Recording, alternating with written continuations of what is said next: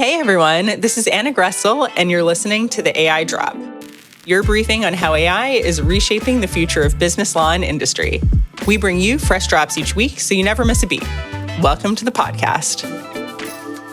Geoff, welcome back. I am so thrilled you're here with us today. Last time we talked a lot about AI strategy and about creating a corporate strategy around AI technologies generally. There are a lot of technologies that fall into that bucket for organizations. Some have machine learning, some have generative AI, many are working towards agents and agentic development. But I wanted to hone in on that last part this time, and in particular because you're actually writing a book on this. So let's talk today about agentic AI strategy and what that means, that new frontier for organizations. That sounds great. It's so good to be back and looking forward to jumping in and getting into some really interesting topics here. Excellent. And what you might be able to see, which is, I'm not sure people in the audience definitely won't, is that I'm in San Francisco today and I actually just caught in a rainstorm. So I am like drenched here for this recording, but I am so into it. And it's shame on me for not having brought an umbrella to San Francisco, as it turns out. So, okay, well, why don't we kick it off? I loved our lightning round last time. So let's kick it off again with a lightning round. Geoff has no idea what I'm going to say here. So question one, Geoff, what has been the biggest surprise or learning curve in deploying agentic systems within a large organization like Leidos?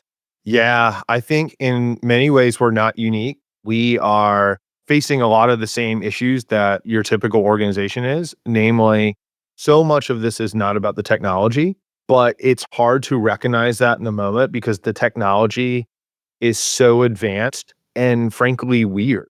The fact that we now have basically digital colleagues, these agentic systems that we can give a goal and have autonomously go take a bunch of actions in pursuit of that goal to achieve a set of outcomes, some of which are quite advanced and sophisticated outcomes, is actually pretty weird.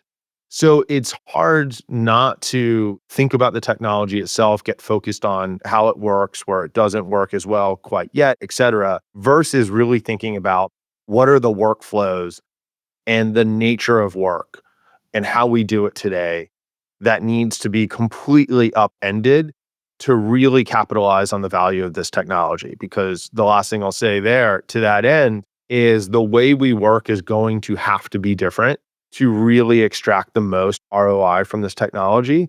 But thinking about that and really executing that transformation well requires something that we are not very good at as humans, which is first principles thinking, which means just really imagining from scratch, what is the thing that we're trying to do and how can we achieve it, versus thinking about what is the thing we've always done and what is the way we do it today that we can tweak at the margin, but it's really that marginal tweaking that's just not going to get us there. Yeah, I mean, in some ways, this reminds me a little bit of our other conversation, like what is the right analogy for this moment can be a really helpful question to ask. And part of what I feel like you're saying is that we're not just, moving from one kind of manufacturing to having a new kind of tool set. We're moving towards an entirely different pipeline. And so it's really kind of a ground up re-envisioning as opposed to, as you were saying, just tinkering. Let's fast forward, let's say not 1 year, but 2 here. What is the number one skill that you think will be critical for employees in an agentic workplace? Yeah, I think this may be also a little counterintuitive. I think it's identifying value creation. And what I mean by that is, what is the thing that is most valuable to get done or to do? And what is the best way to do that thing? And so I think we're going to see a shift from organizations being organized around functions and roles. And instead, we're going to see organizations be organized around units of value creation. So Tiger teams are built around this idea that we need to get something very specific done in a specific time frame, but with a group that is inherently cross-disciplinary, and so therefore organized in a way that the organization typically doesn't organize.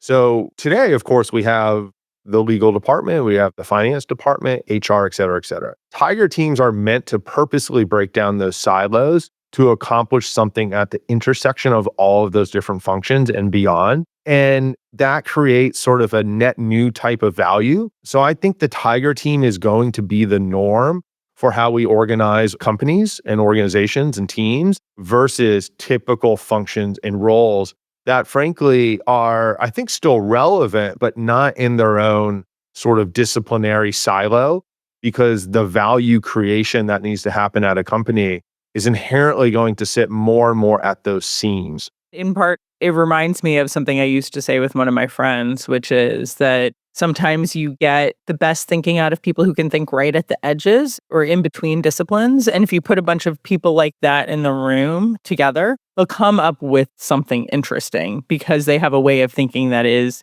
just different or unique, orthogonal. And so that is just, it's like a great way to assemble people is to look at folks who have that kind of characteristic of, you'd call it out of the box thinking, but I think it's about being able to pull from different wells and really join things up together. Geoff, that also makes me want to ask, if you're doing AI strategy work, who is your tiger team for that right now? Like what functions sit in that tiger team? That's a great question. I mean, so the honest answer is it's really spread out across a number of different groups, and it's not probably organized yet in the most seamless of ways. And so we have folks doing traditional enterprise transformation work that is grabbing a piece of this puzzle. I sit in the office of technology. We, of course, have a piece of this puzzle. But you can imagine up and down the org chart, from the CIO to the lines of business, all have a piece of this puzzle. So we're not necessarily organized in an explicit sort of tiger team way. Parts of this work is, parts of it isn't, and is happening more organically. And I think that's both an asset and a liability. It is hard to imagine and execute an enterprise-wide transformation of this nature, particularly when we're talking about work that needs to be reinvented from the ground up, wholly organically. At the same time, so much of the recognition and identification of value creation is happening in parts of the organization that we're not trained to look at in any sort of systematic way.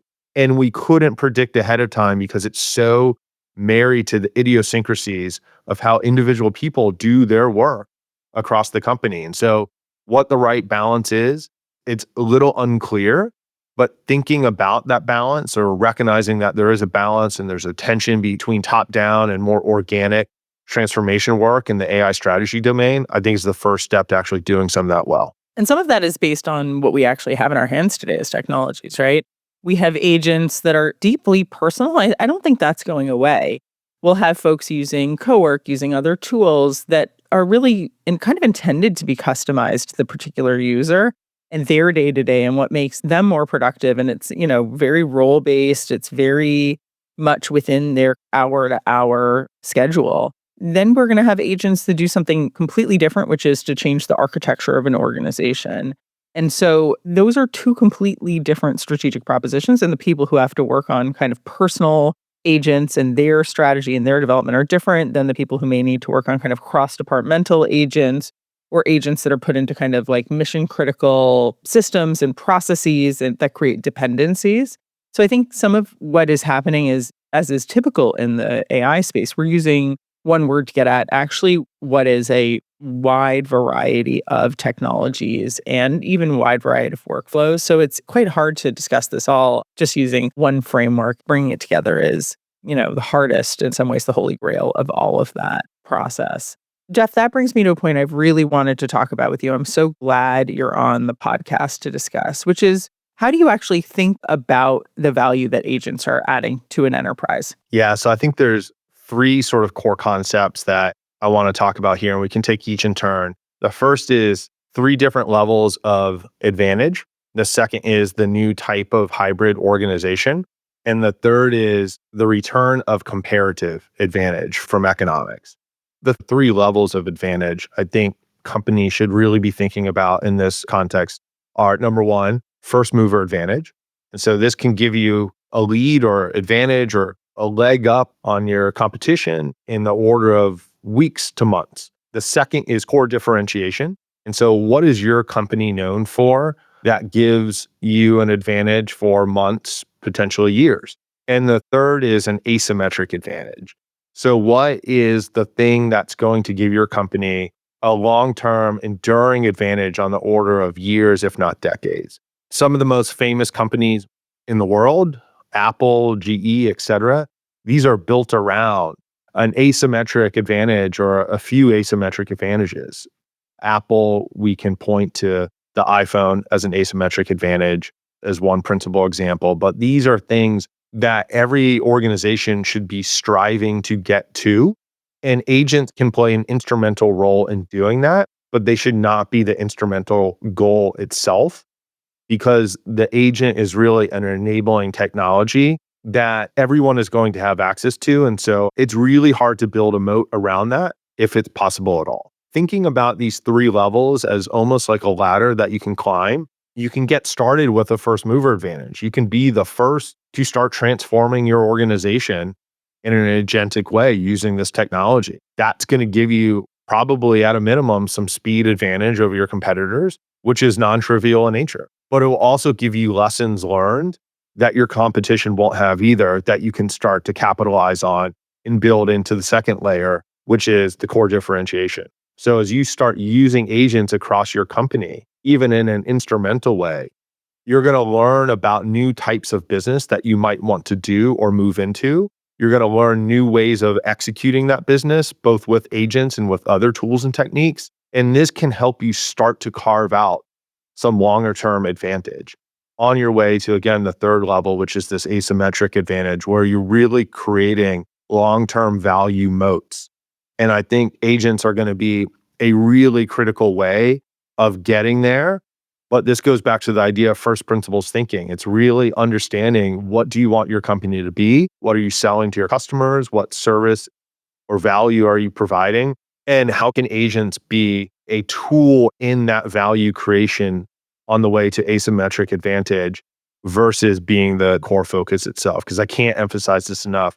While this technology is really interesting, capable, powerful, and needs its own sort of care and feeding and management, and you do need to understand how it works and why it does certain things, that is all in service of using it towards broader ends strategically. And so really at the end of the day, an AI strategy should really be the other side of your corporate strategy. What is interesting about what you just said is nowhere in there, I think, did I hear the word efficiency. I think that's important because many companies talk about the gains from AI as being efficiency gains. And I'm not trying to downplay the fact that agents will create efficiencies for some companies, and AI already has. But when you think about value creation, I feel like you're getting at a fundamentally different point, which gets to the heart of competitive value, business value, and potentially even unlocking new areas of growth for companies. So how do you think the story of efficiency around AI and how that fits in, if at all, to first mover advantage, to differentiation, and then at the end to asymmetric advantage? That's a great question. I would answer it in maybe a few different ways. The first is, I think, to use a common phrase, efficiency gains are necessary but insufficient. I think, to mix metaphors, there are also some low-hanging fruit that absolutely should be picked, but is not the core focus. And so let me give you one example that hopefully is pretty concrete. Imagine that you're on a proposal team, or you're leading that growth team and effort at your company, and your bread and butter is proposals. Efficiency means your proposal teams do that work a little bit faster. Well, what if you could actually use agents to bid on 100x more proposals, or RFPs rather? What if you could submit even 10x more proposals? Think about how much more work that you could pursue. And even if the hit rate is not that high, or your P win is lower than it otherwise would be, that's a lower P win on a net new body of proposal submissions that you couldn't do previously. And so almost by definition, your business is going to grow. And so, yes, efficiency plays a role in that, but really at the end of the day, growth is the thing that really matters. That is the thing, that's the phenomenon that is expanding your business and is going to give you the opportunity to build core differentiation, if not asymmetric advantage over the long term.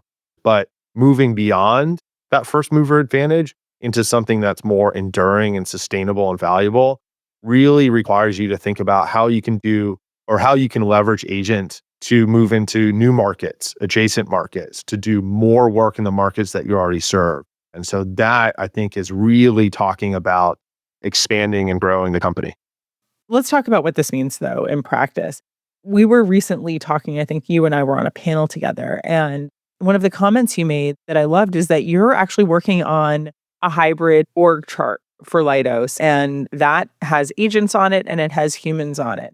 What does that look like? Tell us about that process, where you are with it, and if you were going to even throw like a visual up of this, what would that visual look like for our audience, who, of course, is only on audio? Yeah, well, so imagine in that visual a sheet of paper with a line down the middle. And on the left-hand side, you have FTE, so full-time equivalent human worker.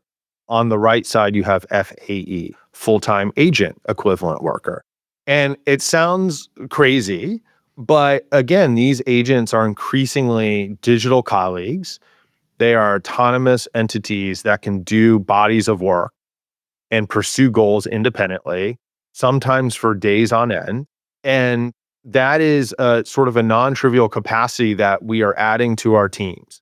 The other thing, there's two other reasons why I think this hybrid org chart is really important. The first reason why I think these agents are really important to work into an org chart in this way is actually very practical. These agents are not free. They have compute costs, they have integration costs, et cetera. And so when I am designing a team, I have a budget. I have to pay salaries, but now I also have to pay for the cost of agents, their compute, their integration. The second reason is if we think about these agents as digital colleagues and they are doing work in collaboration with us and our human colleagues, we have to determine what an agent is going to do and what a human is going to do. And so one of the perks of this org chart constructed in this way with that line down the middle is I can look on the left-hand side of the org and on the right-hand side of the org, and I can start being very specific and practical about what a human's going to do, what an agent's going to do, and where a body of work is going to be handed off from a human to an agent and vice versa. And not only is this helpful in figuring out how I'm going to orchestrate a body of work across this new hybrid team, I would argue it's actually necessary. If we're going to increase the value of the work that we're doing, the speed of which we're doing it, et cetera, versus designing something that is now actually overcomplicated and we're not getting the value because we don't know that, the agent is done with task X and it's waiting for our review. And it can't start task Y until we give it further instructions. But do we have a process for that? Do we know when agent X is going to be done with task one? Thinking through these different workflows and how the human and the machines are going to collaborate with one another. Again, sounds science fiction, but it's here.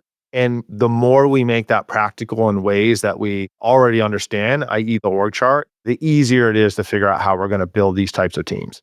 Part of it gets to that earlier point we were talking about, which is that agents are not going to just be personal tools, right? To really understand and unlock the value of agents, you have to get to scale across the enterprise and you have to get to cross-departmental workflows, you have to get to operational workflows. And that's a place where I think we can't necessarily just have folks experimenting. So sometimes we see agents and the strategy is just, well, experiment. I mean, agents are fantastic for experimentation. If you want to create your own personal newsletter every morning, by all means, like go ahead. We get regulatory roundups, and that's like one of the most fun things we can do day to day to stay up to speed. But how do you actually manage and govern that process in practice, Geoff? Because I know the other half of your title, which we've barely touched upon, is governance. You're VP of Strategy and Governance at Leidos. So how do you think about governing those kinds of more complex, multi-party, multi-system, possibly multi-agent workflows? Yeah, I think I'd answer that in two ways. The first is starting with that third concept I had mentioned earlier, the rise of comparative advantage. So if you remember your economics 101 class, competitive advantage is what we talked about earlier. So first mover, core differentiation, asymmetric advantage. Comparative advantage is this idea that you and I may be good at the same thing, but you're better at that thing and it's easier for you to do that thing than it is for me. So therefore, you should do that thing and I should go do something else. And I think that's really important when we think about architecting these new hybrid organizations. and then governing what agents do and how they do it. Because there's a bunch of use cases that would be perfectly sensible for an agent to do. An agent could do X, Y, and Z. But because the compute cost might be high or it is complex work that requires a lot of QA, QC checks by the human afterwards, and therefore the overarching process becomes slower, even if parts of it become faster with agents. If we apply the lens of comparative advantage, that helps us understand where the human should continue to do a body of work and where a body of work should be handed off or done in partnership with agents. And so I think that's one of the first steps in understanding what we're actually governing, because that limits or that scopes out rather the agent surface area that we're actually managing. If we're trying to use agents for everything, we are not only leaving value creation on the table because of this idea of comparative advantage and not optimizing for that well, but we're also making our governance surface area much bigger and therefore much harder. And so that's number one. Number two is, and we've talked about this a ton over the last year and a half, Anna, is this idea of AI governance 2.0. All of our tools and tradecraft that we've used for AI governance up to this point for non-agent architectures, I think are mostly going to break in the age of agents. And that's for a number of reasons, but the principal one is the idea that these agents are dynamic, complex adaptive systems with emergent behavior, and governing those types of entities with static tools like model cards or risk assessments just almost literally doesn't make sense. By the time you finish your static risk assessment, the agent could have taken 10,000 additional actions. That now changes fundamentally the character of what that agent is, what it's done in your environment, et cetera. So we need more dynamic sort of real-time tools to monitor agents, to control what they're able to do and not able to do, what data they're able to access and not in real time. And this sort of gets back to the hybrid organization. I think in the past, we've considered it wrong, if not immoral, to anthropomorphize AI. I think with agents, it's actually a strength and an asset because there are so many frameworks and techniques that we use to manage and govern humans safely in the workplace that I think are going to be just as relevant, if not more so, to agents today. And so if you have a human worker, to take one example, that shouldn't have access to a certain type of data in the organization and therefore their permissions are scoped accordingly, does that person's agent inherit those same permissions? Or asked another way, why would that person's agent have elevated permissions? That doesn't make sense. And so one place we can start is simply by almost copying and pasting some of the ways we currently manage humans to manage agents. And it's really sort of the technical tooling and some of the ways we want to set thresholds or think about risk that will change accordingly. So this will be a really interesting marriage of sort of classic human governance with this really alien species that's entering the organization. And I think we see this live all the time now when we're talking about agentic risks, right? Even the risks themselves of agents are a different flavor often than the risks of generative AI. So just an example of that, I think with Gen AI on the permissions point, we used to talk about retrieval risk. So making sure that people can only retrieve information within their permissions. Now with agents, there's distribution risk in the enterprise. So that would be the risk that an agent could take something from my files and, for example, send it to Megan, my partner, or someone else who might not normally have access to that information. The agent itself is distributing the document. And so as we get into these more complex agentic workflows, I think we're going to continue to see that our risk taxonomy, even just as a very basic starting point, has to evolve. And that as a result, Geoff, to your point, our concepts around governance have to also evolve to keep pace with them. But that is really what, in some ways, what we're talking about, this AI governance 2.0 enterprise is meant to capture the fact that the evolving nature of the risk means that your governance has to be a live, growing, creative organism within an enterprise. You can't just set it and forget it with governance. Governance of AI is necessarily moving as fast as the technology is moving, and making sure that your governance committee is on top of that and attuned to those new pressure points is basically step one now for organizations these days. It's a tough reality, but I think it is a reality.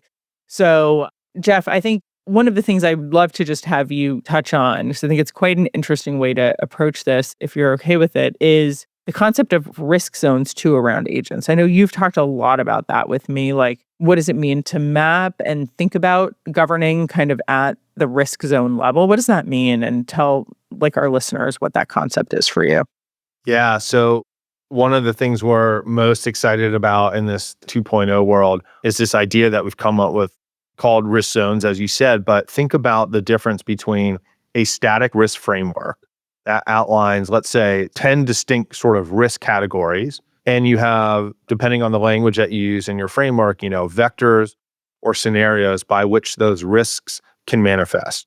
That makes a ton of sense for the previous generation of AI, where even with generative tools that had certainly some emergent behavior, you had a fairly defined architecture that was known, observable, et cetera. And so you could wrap fairly static risk framework around that to help you make sense of that thing's risk surface.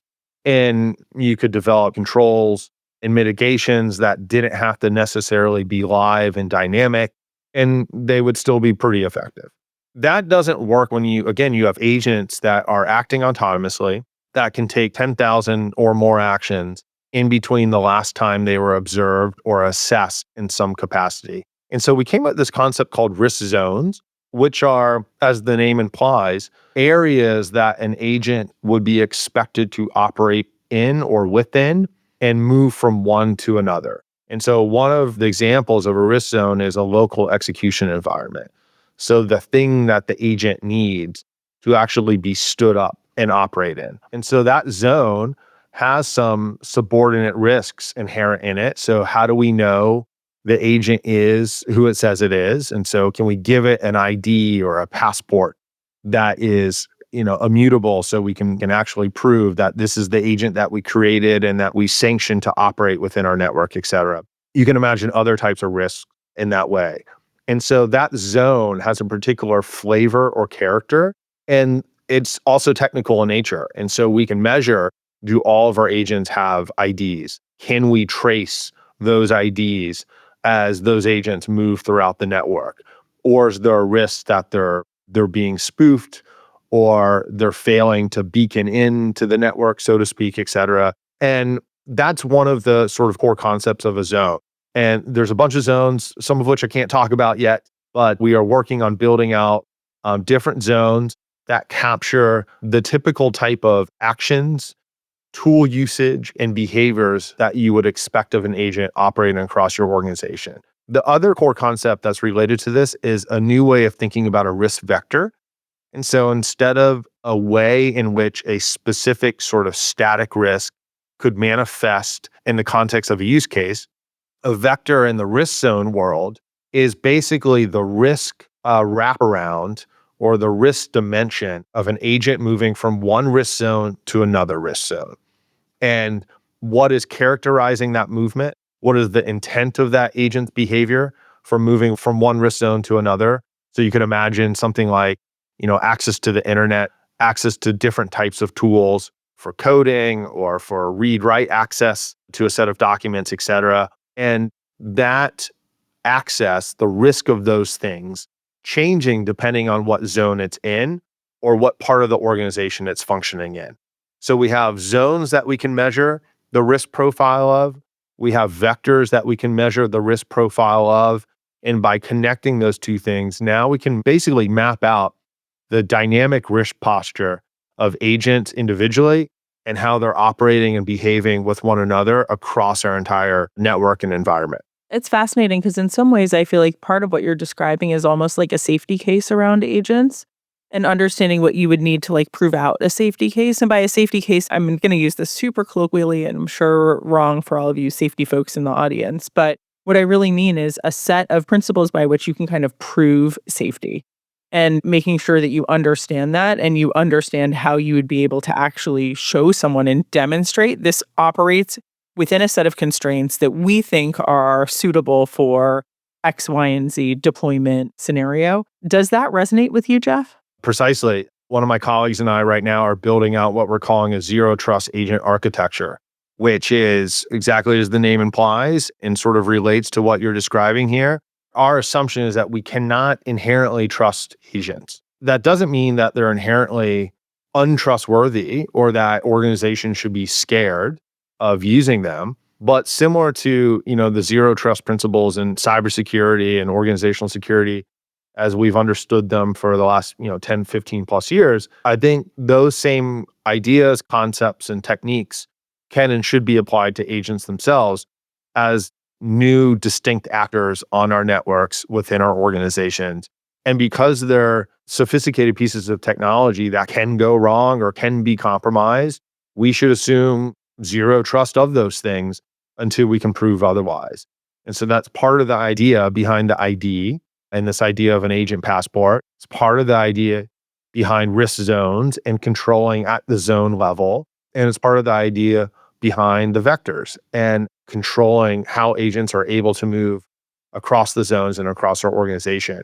By sort of instantiating these core concepts and components and controlling them technically in the organization, we now have a zero trust agent architecture that allows us to feel actually quite good with also measurable, observable, quantitative confidence that the safety wrapped around our agents and how they're being orchestrated across the organization is there, it's testable, and it's actually something that we can manipulate and change accordingly. Well, Geoff, this is so fascinating. We could stay on forever talking about particularly these governance concepts. I know you and I talk about this all the time. I want to leave with one question that I think is important and tricky.